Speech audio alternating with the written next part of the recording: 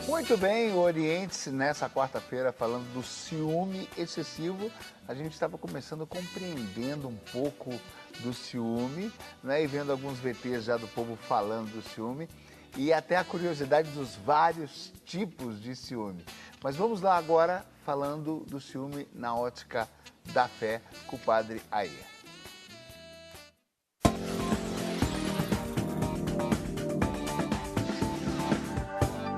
Olá! Essa questão de ciúme, este tema é sempre um tema muito complicado. Aliás, todo tipo de ciúme é sempre muito complicado, porque o ciúme ele é um sinal de posse, na verdade. E sabe que Deus não nos criou munido de ciúme, mas nos criou munidos de amor, um amor selado na liberdade, na possibilidade de existir até mesmo sem Deus. Veja que interessante. Um amor que exige renúncia, que deixa a pessoa crescer. Sabe que mães e pais ciumentos, eles são péssimos educadores, porque a posse ela é um desvínculo com o outro, principalmente porque com esse sentimento de ciúme a gente sente-se dono e acha que tem poder sobre o outro.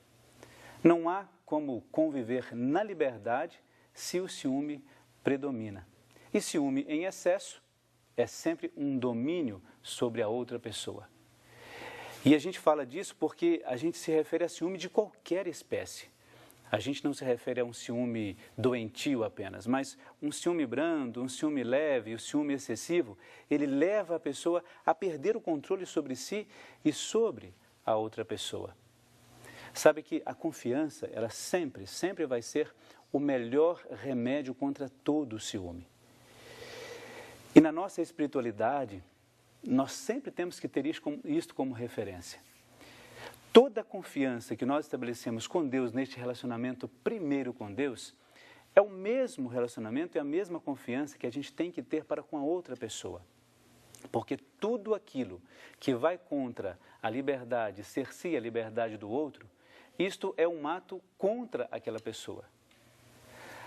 Às vezes os pais namorados, qualquer pessoa, em qualquer relacionamento, interpretam o ciúme como um cuidado, como um zelo, mas é bom ficar atento a isto. Porque onde se esconde esta ideia de que um início de zelo, de cuidado, cuidar daquilo que é seu, etc., aí dentro pode conter um verdadeiro ciúme que pode complicar o relacionamento das pessoas. Tudo aquilo que vai contra a liberdade, como eu disse, não é bom.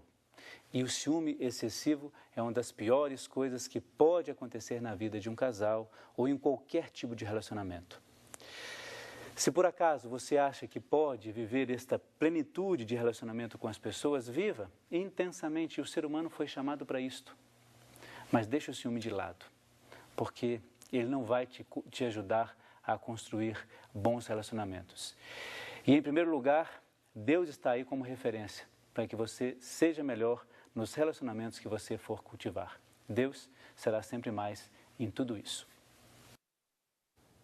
Bom, eu vou começar esse bloco, já que o padre falou dessa ótica da relação que acaba se tornando possessiva, esse perigo, né, que a gente corre. Como é que a gente administra isso no relacionamento?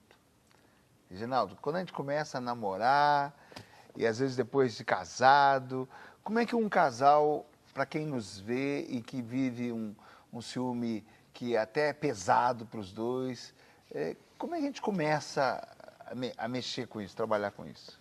Qual é a dica que você dá? Como o padre disse ali, o ciúmes ele acaba cerceando a liberdade do outro, né? E acaba criando vários conflitos, vários problemas no casal, né? Então, como lidar com isso? Primeiro ponto que eu vejo é o seguinte, onde tem ciúmes, tem baixa autoestima. É importante fazer uma diferenciação entre autoestima e autoconfiança. Confiança é ser competente em coisas. Autoestima é ter amor próprio. E amor próprio nós só desenvolvemos nos relacionamentos socioafetivos. Ou seja, é criando vínculo com as pessoas, é partilhando, é ouvindo, é criando boas amizades, é que eu desenvolvo minha autoestima. Então, uma pessoa que dá sinal de ciúmes, ou um ciúmes excessivo, né, ela está mostrando ali que a autoestima dela não está boa. Claro que a autoestima durante a vida ela se altera. Uma época ela está muito boa, uma época ela está baixa. Mas quando ela está baixa, a tendência é as pessoas terem mais comportamentos para investigar, para saber o que está acontecendo, para controlar o outro. Né? Então, se está tendo ciúmes, a gente tem que investigar o quê? Será que é uma questão de autoestima? Né? Ou seja, por que essa pessoa está com essa insegurança? Então, se ela está com insegurança, acho que tem que abrir primeiro um diálogo para tentar conversar sobre isso. Em casos em que o ciúmes é um pouco doentio ou é excessivo, a terapia individual ela é muito importante, muito necessária. Para quê? Para se trabalhar essas questões de autoestima da pessoa. Quer dizer, hoje, tecnicamente, a gente tem todos esses recursos maravilhosos, terapia, né? Hoje se quebrou bastante a distância com o psicólogo, com o psicoterapeuta, o pessoal já não tem tanto receio, né? Na minha época, o pessoal tinha receio, só ia para psicólogo maluco, né? A gente dizia que eu não sou maluco, por que eu vou no psicólogo? E a gente lidava muito de maneira instintiva. Então, você tem um ciúme de alguém, você espera muito da reação do outro. Se a reação do outro melhora, você se acalma. Melhora dentro daquilo que você espera, né? Ellen, como é que a gente melhora a sua relação consigo mesmo quando você percebe que você está tendo um ciúme desequilibrado? Eu diria isso, você acaba esperando um pouco da reação da pessoa. Mas se a pessoa não reage, você só com... Me dá uma outra dica, eu vou ter que correr para o psicólogo? Vai, e talvez para o psiquiatra. É mesmo? Lógico, mesmo? lógico, porque fica assim, se a pessoa não percebe, não consegue ter consciência de que ela tem uma baixa autoestima, de que ela está... num apego exagerado, não é? E isso está virando uma patologia, não tem jeito, ela tem que ir para psicoterapia, ela tem que ir para psiquiatra, e psiquiatra a gente já fala aqui que é um médico para a gente não ficar louco, né? É diferente de médico para louco, mas não. Né? Psiquiatra é o médico, é o médico para evitar que eu fique louca, né? E assim, e não ter esse medo, essa coisa, né, cultural que nós temos de que buscar um psiquiatra porque eu estou louca. Não. Então, hoje a gente pode até preciso destacar um pouco disso, porque tudo hoje é muito no extremo, né? A diversão. Você tem que pôr montanha-russa e quase morrer naquelas curvas para você descarregar a adrenalina e sair, foi demais e tal. É tudo no extremo, né? Se você vai correr, você tem que correr muito. Se você vai amar, você tem que amar muito. Se for trair, tem que trair muito. Se for beber, tem que beber muito. É tudo assim hoje. Né? Então, há um perigo muito grande da gente sair de talvez um sentimento que era pequenino e a gente extremar ele, ou ele ser como um estilingue, assim, você facilmente dá muita vazão a ele, vamos dizer assim. Olha, eu acho que sim, porque assim, de uma forma muito... Isso está entrando demais na nossa casa, sabe? Esses extremos. Porque isso aparece muito na mídia.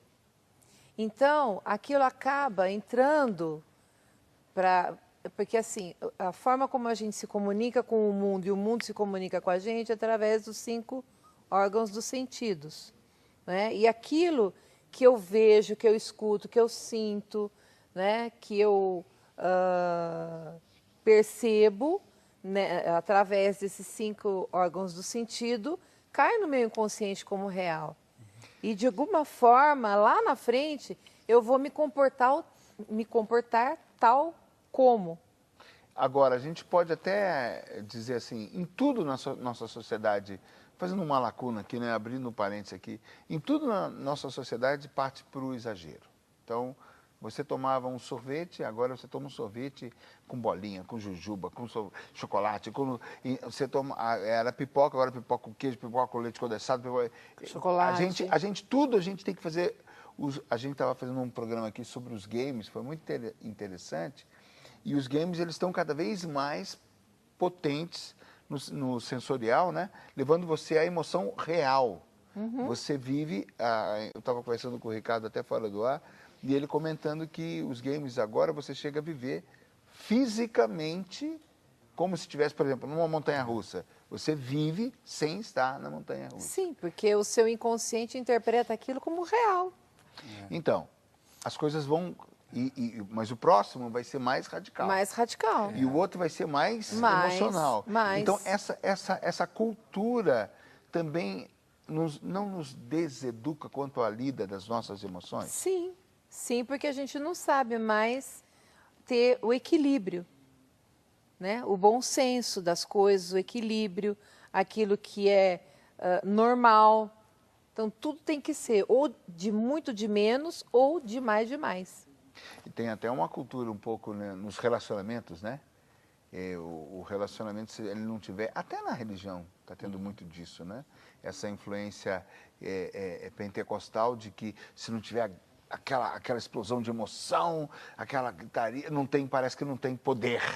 Né? E no amor também tem esse negócio da relação. A nossa relação é quente, né? E está um pouco exacerbado também nesse sentido cultural, não é não, Reginaldo? A neurociência, o que ela faz hoje? Ela tenta tirar fotografias do cérebro das pessoas, elas agindo de determinada maneira. Então, o que a neurociência faz? Ela pega uma pessoa se comportando de uma forma raivosa e tira algumas imagens do cérebro dela para verificar o que acontece no cérebro dela. Então, o que ela descobriu? Ela descobriu que determinadas regiões são muito ativadas e que produzem muito prazer.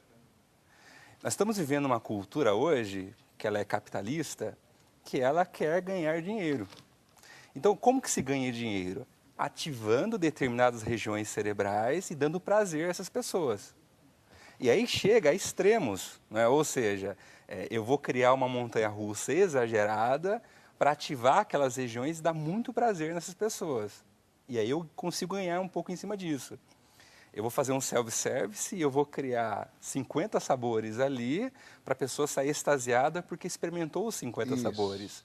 Né? Então a gente tem que pensar na nossa cultura capitalista em que existem pessoas que estão ganhando, criando esses excessos de emoções. E aí, nesse caso, tem um alerta para os pais, né? Também, né? Porque a gente pode ser pais que gostam de tudo carregado e carregar para os próprios filhos. Ou a gente pode ser pais que não percebem que os filhos estão com tudo muito carregado. A gente tem que ser o administrador dessa história. Isso, vale o que é